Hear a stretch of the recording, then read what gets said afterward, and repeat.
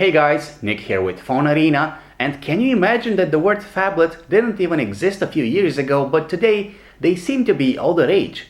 Blurring the lines between a smartphone and a tablet, these large-screened handsets have grown quite popular among consumers, and more companies are now offering at least one phablet of their own. HTC is now also ready to join the party. Its first handset of this category is called the HTC One Max, and as the name implies, it is based on the company's flagship, the HTC One. The HTC One Max offers an outstanding metallic design and a 4-megapixel UltraPixel camera combined with a large 5.9-inch display. And to spice things up, HTC has thrown in a few extra perks, including a fingerprint scanner and a slot for microSD cards. Now that we have your attention already, here's all you need to know about the HTC One Max. Clearly, the HTC One Max is not a phone for everyone. It is for those who like the idea of having a screen as large as possible on their smartphone. On the HTC One Max, we have a 5.9-inch touchscreen occupying most of its front side. As a result, the One Max looks and feels a lot more like a small-sized tablet rather than a smartphone. That makes it highly suitable for web browsing, watching videos, or playing games. On the downside, the HTC One Max is simply humongous. It's not only impossible to operate single-handedly, but also difficult to carry around or fit even in a large pocket. As for its appearance, the HTC One Max is more or less a supersized clone of the HTC One. With its premium design, it looks outstanding both on its own and when compared to its rivals.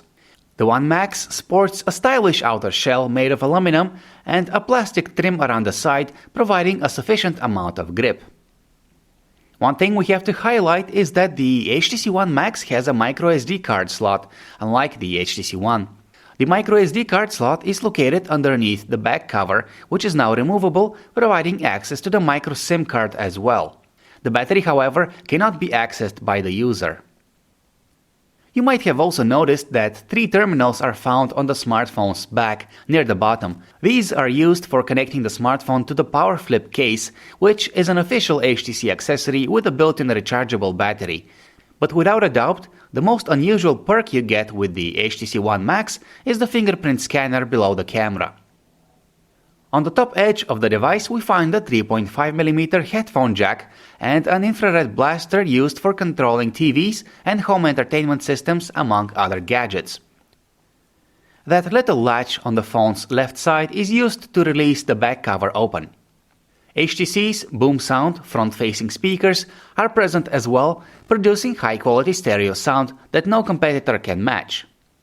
We're glad to see that HTC has done the right thing by placing the power button on the side of the One Max, where it is easy to reach.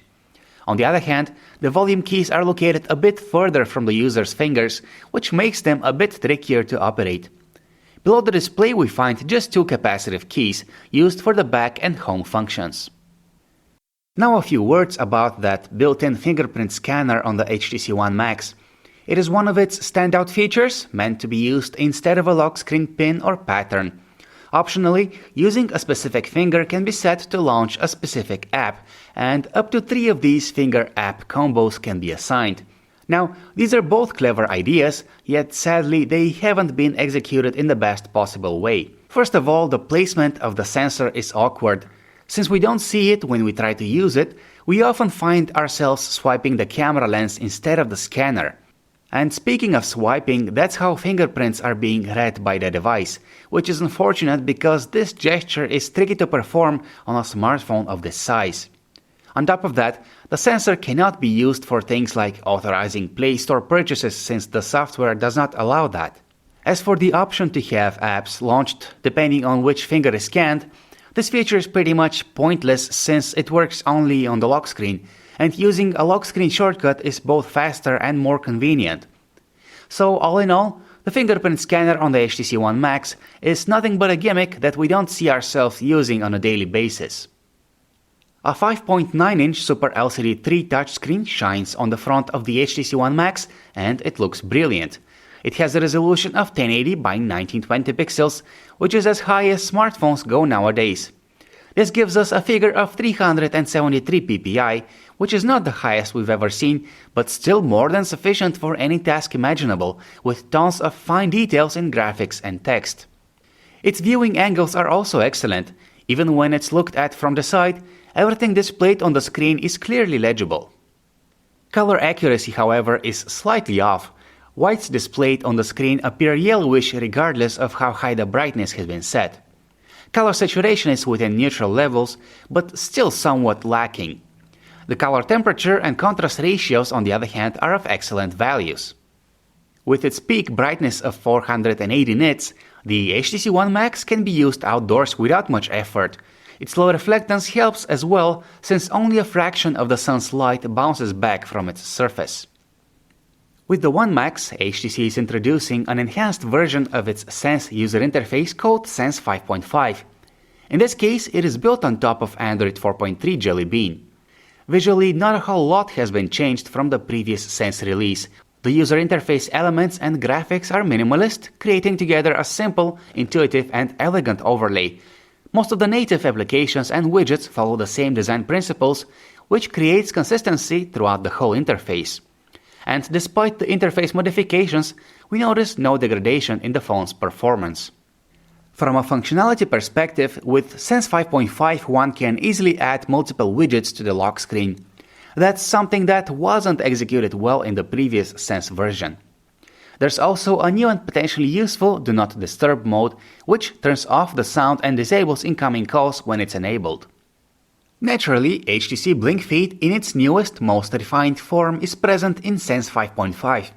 For those who aren't familiar with it, Blinkfeed is a newsfeed aggregator that occupies an entire home screen, putting together stories from hundreds of online sources, as well as from social networks that the user is logged into.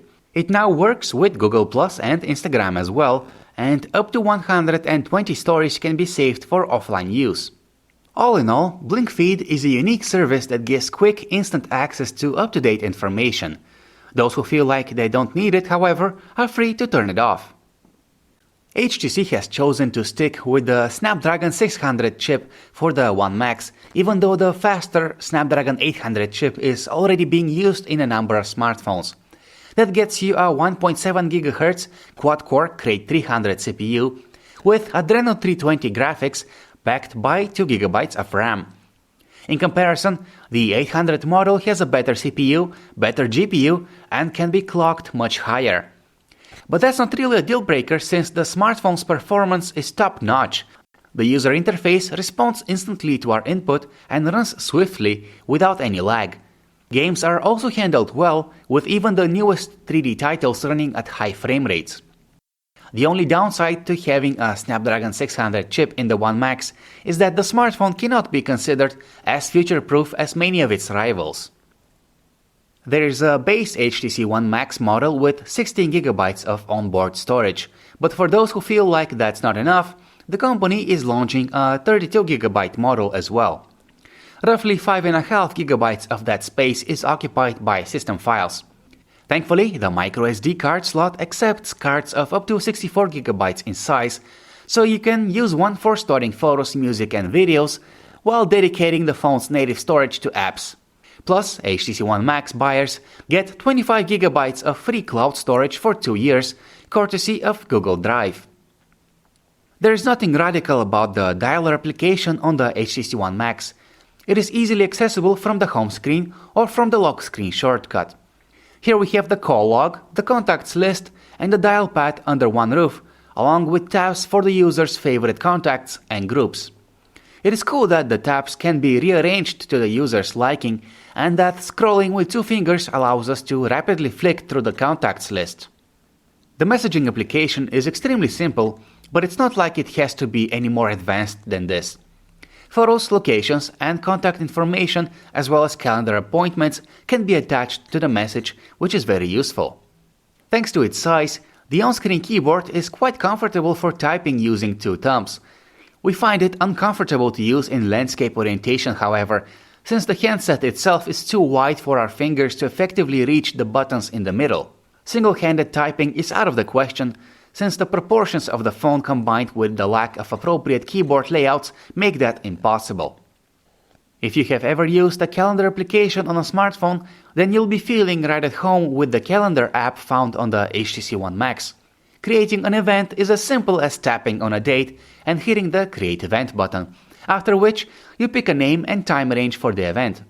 Highlighting a date gives you a sneak preview of your agenda without opening the entire schedule for that day.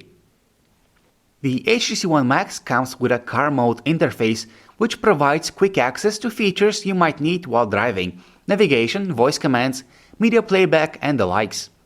The buttons are huge and easy to press while behind the wheel. With the Kid Mode application loaded by HTC, you can let children play with your One Max without worrying about them messing something up. It restricts access to your personal stuff, allowing kids to launch only the apps you allow them to. Scribble is another application preloaded on the HTC One Max. Think of it as an advanced notepad where text, photos, and clip art can be combined in a single document.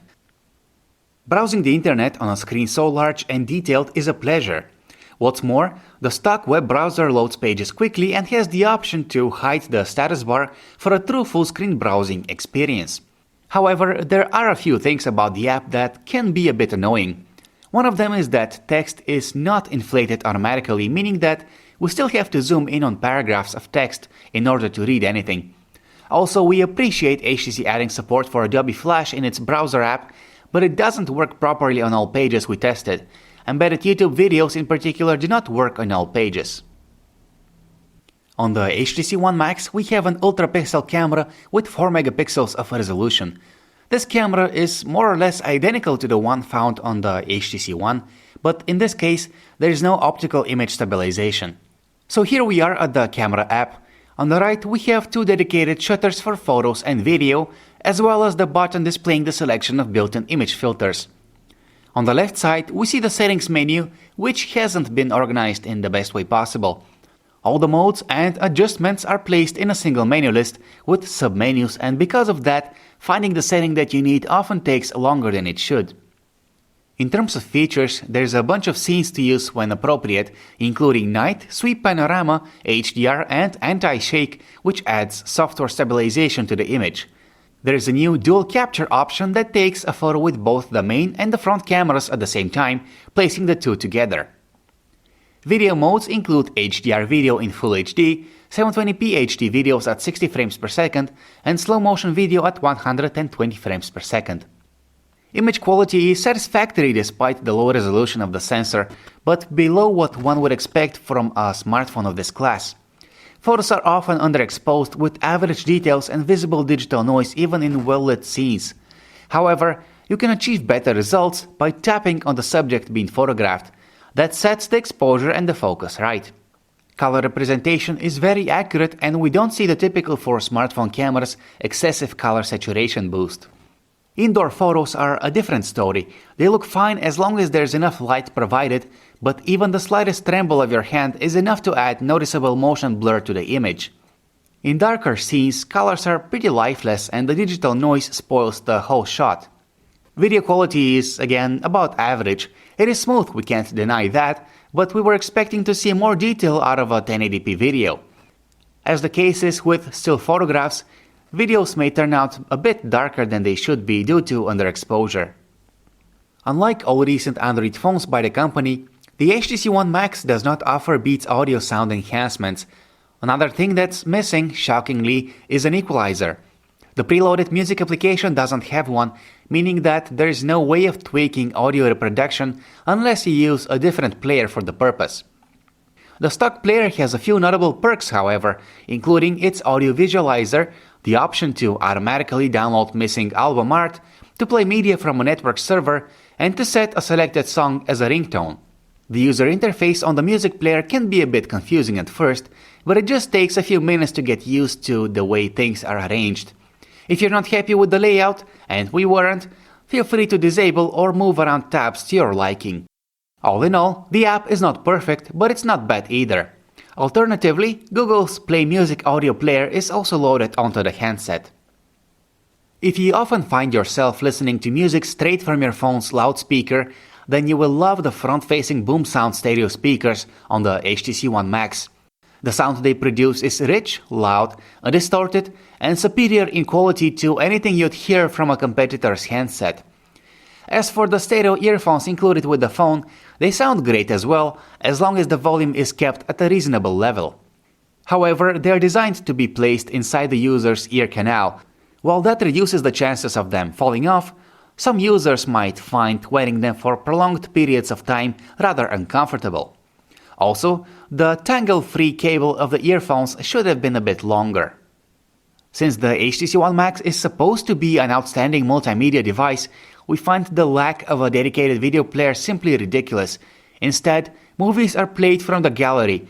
Not all popular files are supported by the app. DivX, for example, is one of the exceptions. Phone calls made with the HTC One Max are loud and clear. Its earpiece has plenty of power output, and we didn't have to set its volume to the maximum in order to enjoy the conversation. On the other side of the line, there's sufficient volume to our voice, allowing the other party to understand us without any problems. One of the benefits of having a large phone is that there's plenty of space for a massive battery to be tucked inside. That's also the case with the HTC One Max. It comes with a 3300 mAh battery, which is rated for 25 hours of continuous talk time on 3G. Standby time is quoted as a bit over 24 days. Our custom battery benchmark required 7 hours and 27 minutes to drain the battery completely out of juice, which is a great result, surpassing rivals like the Galaxy Note 3 by a considerable margin. As the HTC One and the HTC One Mini before it, the HTC One Max is a well-made phone. There's quite a lot to like about it, from the outstanding metallic design and the large, high-resolution display, to the awesome front-facing speakers and the solid battery life. But being an HTC One Max user is not all roses. We're pretty underwhelmed by the performance of its UltraPixel camera. With its average-looking photos, it cannot be taken seriously when compared to its rivals. Then there's the fingerprint scanner on the phone's back. It is a seemingly cool security feature that only a few other smartphones offer, but in reality, it is more of a gimmick that can be frustrating to use. Having these and many other minor imperfections in mind, we cannot rank the HTC One Max as the ultimate phablet, but nevertheless, it is still one of the best handsets in this category. For those who don't feel like the HTC One Max is the right phablet for them, we have a few alternatives to recommend. One of them is the 5.7-inch Samsung Galaxy Note 3, which is definitely more capable in the hardware department with its Snapdragon 800 chip and 3 GB of RAM. An option that impresses with both its performance and design is the Sony Xperia Z Ultra, which, on top of it all, is waterproof.